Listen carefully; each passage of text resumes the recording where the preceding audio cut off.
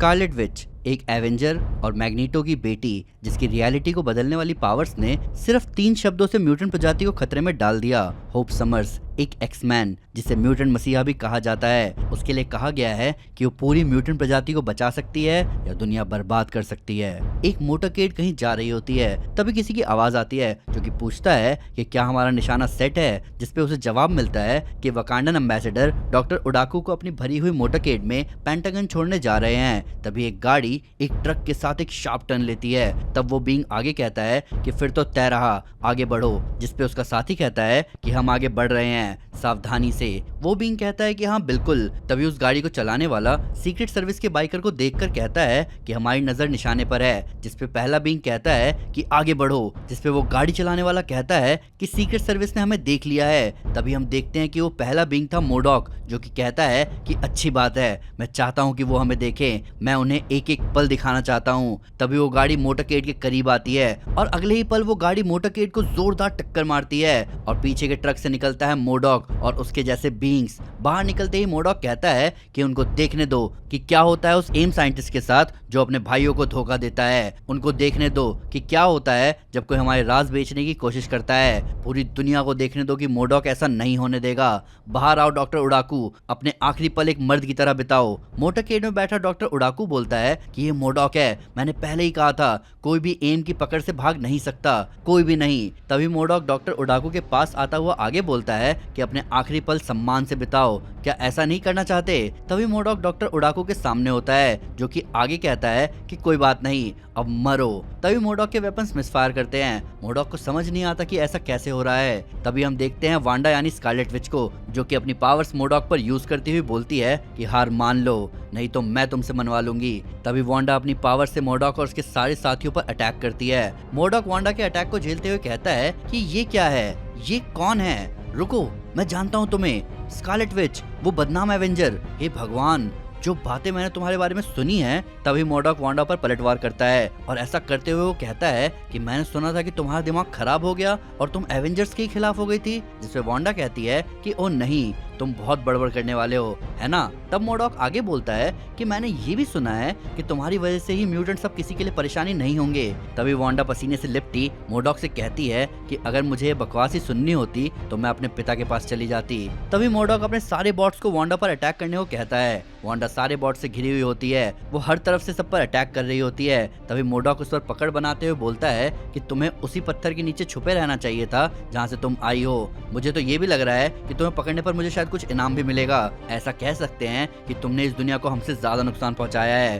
तभी वांडा अपने आप को उन बॉट्स के बीच फंसा हुआ पाती है। मोडॉक अपने बॉट से कहता है कि इसे जल्दी खत्म करो, हमारे पास हर टूटे हुए हीरो के लिए टाइम नहीं है। तभी हम देखते हैं स्पाइडर वुमन और मिस मार्वल को, जो कि मोडॉक को पंच मारते हुए कहती है कि टूटा हुआ कौन है? जिसपे उसके पीछे से आती हुई स्पाइडर वुमन बोलती है कि मैं थोड़ी सी टूटी हुई हूँ। मोडॉक मिस मार्वल के वार से दूर जाके गिरता है। तभी स्पाइडर वुमन अपने बीम से उसके बॉट्स पर अटैक करते हुए बोलती है कि मैं झूठ नहीं बोलूंगी, पर मुझे इसकी जरूरत थी। वहीं मिस मार्वल एम के लोगों की गाड़ी को बर्बाद करते हुए बोलती है कि हाँ मैं जानती हूँ, मुझे नहीं पता कि ये बेहुदा एम साइंटिस्ट की वजह से है या उनके बदबूदार बॉट्स की वजह से, पर मुझे बस इन्हें धोना है जी भर के।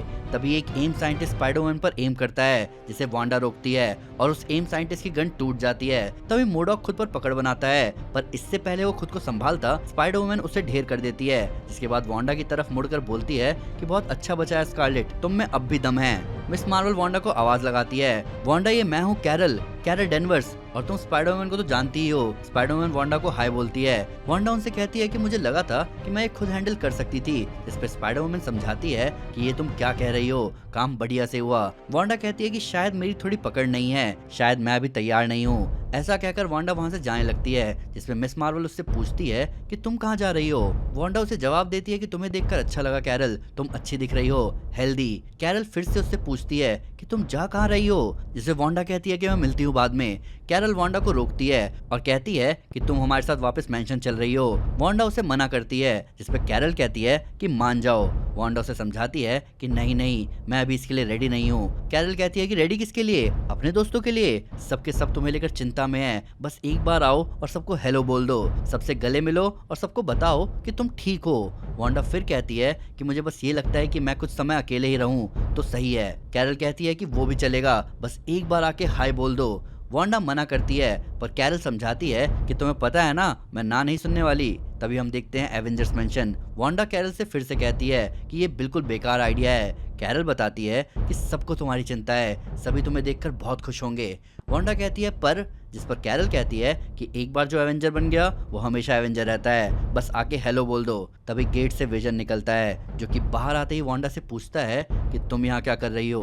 कैरल कहती है कि मुझे लगा कि अच्छा होता अगर सब एक बार। तभी विजन कैरल को बीच में टोकता हुआ बोलता है कि मैं अपनी पत्नी से बात कर रहा हूँ, तुम यहाँ क्यों आई। वांडा कुछ नहीं बोलती। तब विजन के पास वुल्वरीन, थॉर, बीस्ट और आयरन मैन आते हैं। तब विजन आगे कहता है कि मुझे तुम्हारे जीवन के सारे स्ट्रगल्स के लिए हमदर्दी है और मुझे हमदर्दी है उन सारी चीजों के लिए जिसकी तुम शिकार बनी, पर मुझे ना ही कोई सहानुभूति है ना ही समझ है उन चीजों की जो तुमने अपने बुरे हालात में किए। तुमने मुझे कंट्रोल किया, मेरे शरीर को हथियार की तरह इस्तेमाल किया, मेरे दोस्तों के खिलाफ, मेरे घर के खिलाफ। इसके लिए मैं तुम्हें माफ नहीं कर सकता। वांडा कहती है कि तुम सही कह रहे हो। तभी सब वांडा और विजन की शक्ल देखने लग जाते हैं। तब वांडा कहती है मैं माफी चाहती हूँ, जिससे विजन कहता है कि अब ये घर तुम्हारा नहीं है, तुम्हारा हमसे अब कोई लेना देना नहीं है। टोनी विजन को समझाने की कोशिश करता है पर विजन आगे बोलता है कि अगर तुम यही जानने आई थी तो अब तुम्हें पता चल गया है। वांडा रोते हुए बोलती है कि हाँ मैं जानती हूँ।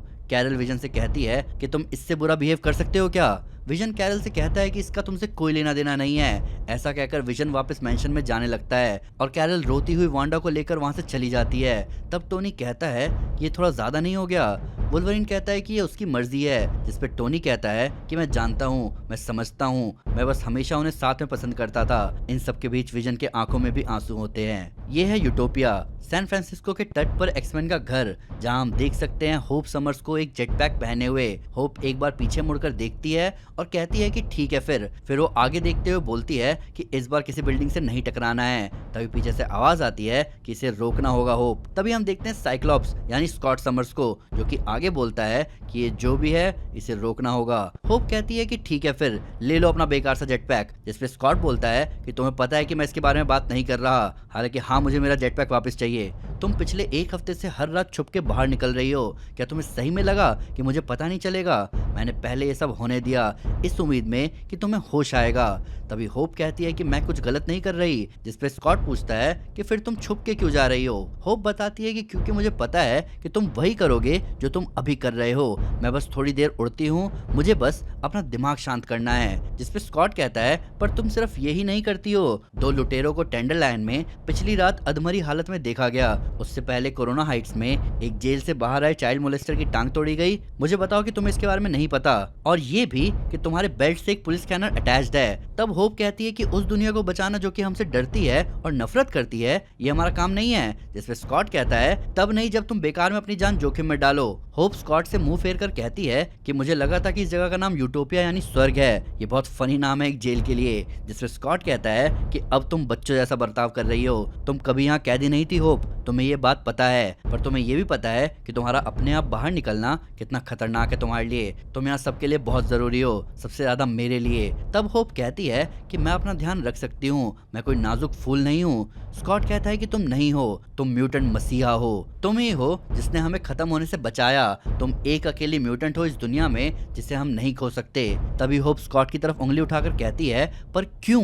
स्कॉट कुछ बोल नहीं पाता। तब होप आगे कहती है कि नहीं, एक बार के लिए मुझे बताओ कि क्यों और कैसे मैं बाकी म्यूटेंट से अलग हूँ। अपने पूरे जीवन में उन लोगों से भागती रही जो मुझे मारना चाहते थे, पर तभी मैं मुड़ती हूँ और कोई मुझे कहता है कि मैं कितनी कमाल की हूँ। क्यों? मुझे क्या स्पेशल बनाता है? स्कॉट कहता है कि सब कुछ। जिसपे होप कहती है कि ये कोई जवाब नहीं हुआ, मुझे सच चाहिए, मुझे बताओ प्लीज, मुझे फीनिक्स के बारे में बताओ। स्कॉट हैरान होकर पूछता है कि तुम्हें इसके बारे में किसने बताया? तब होप बताती है कि तुम्हें जितना लगता है उससे ज्यादा पता है मुझे पता है कि ये कोई बड़ी सी कॉस्मिक फायरबर्ड है और मैं जानती हूँ कि वो मेरे लिए आ रही है, जैसे वो सालों पहले तुम्हारी पत्नी जीन के लिए आई थी। मुझे पता है कि सबकी हवा टाइट हो जाती है जब भी इसकी बात होती है, सबसे ज्यादा तुम्हारी। तो क्या तुम मुझे बताना चाहोगे कि क्या होगा जब वो यहाँ आएगी? स्कॉट कुछ नहीं बोलता। तभी वो दोनों एक दूसरे से मुंह फेर लेते हैं। होप आगे कहती है कि मुझे लग ही रहा था। स्कॉट होप को रुकने को कहता है, जिसपे होप कहती है कि अगर तुम मुझे नहीं बताओगे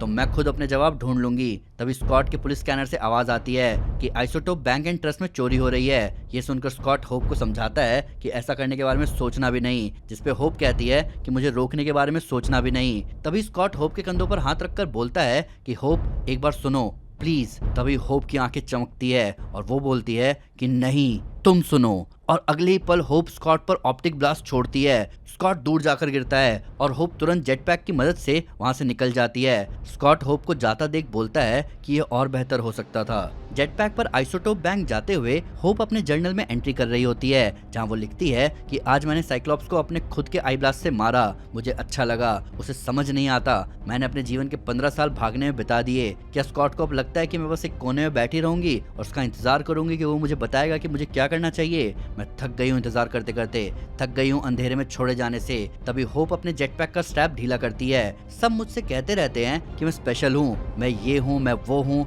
अगले पल होप अपने जेटपैक से अलग हो जाती है। कभी कभार मुझे नहीं समझ आता कि मैं कौन हूँ या क्या हूँ। तभी वो जेटपैक दीवार से जा टकराता है। मैं बस इतना जानती हूँ कि मुझे खुद समझना होगा। तब हम देखते हैं होप को आइसोटोप बैंक के छत पर, जहाँ नीचे पुलिस खड़ी होती है, जिनमें से एक कह रहा होता है कि हमने जगह को घेर लिया है, हम तुम्हारी डिमांड सुनने के लिए तैयार हैं, बस बंदियों को नुकसान मत पहुंचाना।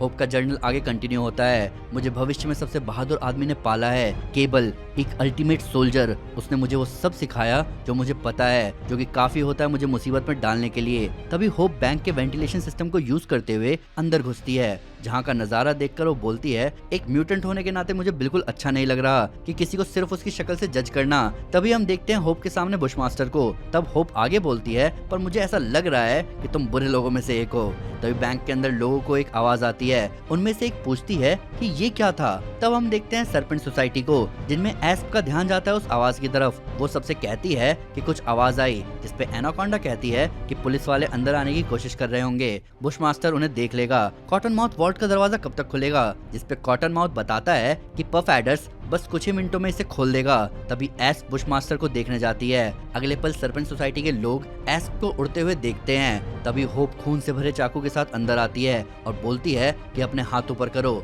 या सांप जैसे हाथ जो भी तुम्हारे पास है ऊपर करो। तभी एनाकोंडा, कॉटन माउथ और पफ एडर्स एक साथ होप की तरफ बढ़ते हैं, जिनमें एनाकोंडा कहती है कि ये सुपर हीरोज दिन प्रतिदिन जवान होते जा रहे हैं, तुम कौन हो, पावर पैक की कोई नई बच्ची? तब कॉटन माउथ कहता है कि घर भागो छोटी बच्ची, निकल जाओ जब तक तुम्हारे पास अपने दोस्तों को बताने के लिए कोई अच्छी कहानी है। तभी एनाकोंडा होप की तरफ आते हुए पूछती है कि तुम बुशमास्टर से बच के कैसे आई? जिसपे होप कहती है कि वो वही है ना जिसकी बड़ी सी पूंछ और कांटों से भरे हाथ हैं। क्या तुम्हें पता है उसके हाथ साइबरनेटिक है? मुझे भी नहीं पता चला जब तक मैंने उन्हें काटा नहीं। तभी एनाकोंडा अपने लंबे हाथों से होप को लपेट लेती है, ये बोलते हुए कि तुम बहुत चुलबुली हो लड़की, मुझे चुलबुली लड़कियों से नफरत है। होप उसकी पकड़ में गुर्राती है।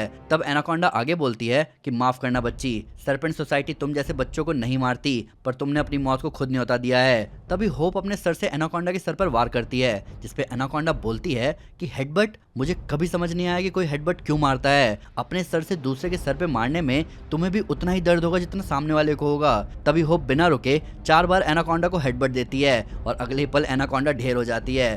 तब होप कहती है कि अगला कौन है? कॉटन माउथ पफ एडर्स को आगे करके बोलता है कि पफ एडर्स तुम इसे संभालो। होप पफ एडर्स को देखकर बोलती है कि मैं देख सकती हूँ कि कोई तुम्हें इस नाम से क्यों बुलाएगा, मुझे एक बात बताओ, तुम म्यूटेंट तो नहीं हो? जिसपे पफ एडर कहता है कि हाँ, इससे तुम्हें क्या? तब होप कहती है कि ऐसा है कि मेरी पावर सिर्फ म्यूटेंट्स पर ही काम करती है। पफ एडर्स कहता है कि कौन सी पावर्स? और अगले ही पल होप पफ एडर्स की तरह खुद को बड़ा बना लेती है। पफ एडर्स ये देखकर हैरान होता है और बोलता है कि ये कैसे, ये तो वही पावर्स है जो मेरे पास है। तभी होप उसे एक जोरदार मुक्का मारती है और कहती है कि तुम्हें ये समझ आ जाएगा जब तुम होश में आओगे। तभी बैंक की एक दीवार से एक रेड लेजर बीम आती है और हम देखते हैं स्कॉट और एमा को अंदर आते हुए। होप बिना कुछ सुने कॉटन माउथ को पीटे जा रही थी। तभी स्कॉट उसका हाथ पकड़कर बोलता है कि बहुत हुआ। होप उसकी तरफ देखती है, फिर आसपास देखते हुए कहती है कि शायद तुम सही हो। तब स्कॉट एमा को आवाज लगाता है, जिसपे एमा कहती है कि एम्बुलेंसेस अपने रास्ते पर है। होप स्कॉट को अपने खून से रंगे हुए हाथ दिखाते हुए बोलती है कि कॉटन माउथ मेरा सर खाने वाला था, मैं बस। पर स्कॉट उसकी बात को बीच में काटते हुए बोलता है कि वापस चलो यूटोपिया, अभी। पहले मैं अथॉरिटीज से डील करूंगा, फिर तुमसे। तब होप स्कॉट से कहती है कि मैं जानती हूँ कि तुम डरे हुए क्यों हो। साइक्लोप्स पूछता है कि क्या, इस पे स्कॉट कहती है कि तुम्हें लगता है कि फिनिक्स या तो मुझे मार देगी या मुझे पागल कर देगी, या दोनों, जैसे उसने जीन को किया था। पर मैं तुम्हारी मरी हुई पत्नी नहीं हूँ स्कॉट, वो मेरी कहानी नहीं है। फिनिक्स आ रही है, मुझे पता है, और मुझे उससे डर नहीं लगता। मैं चाहती हूँ कि वो आए, मैं तैयार हूँ। और ऐसा कहकर होप वहाँ से चली जाती है। तब एमा स्कॉट से कहती है कि ये बहुत बड़ा प्रेशर है स्कॉट, वो अभी एक बच्ची ही है। जिस पे स्कॉट कहता है कि नहीं, वो कोई बच्ची तो नहीं है, अंत में वही हम सबको बचाएगी, मैं ये जानता हूँ। एमा कहती है या फिर ये हम सबको मार देगी। तब स्कॉट कहता है जो भी हो, ये चीज इसे स्पेशल बनाती है। तब हम देखते हैं होप को यूटोपिया पर हाथ धोते हुए। अपने हाथ धोकर वो ऊपर स्पेस की तरफ देख रही थी और स्पेस में दूर कहीं फिनिक्स फोर्स उसके लिए आ रही है।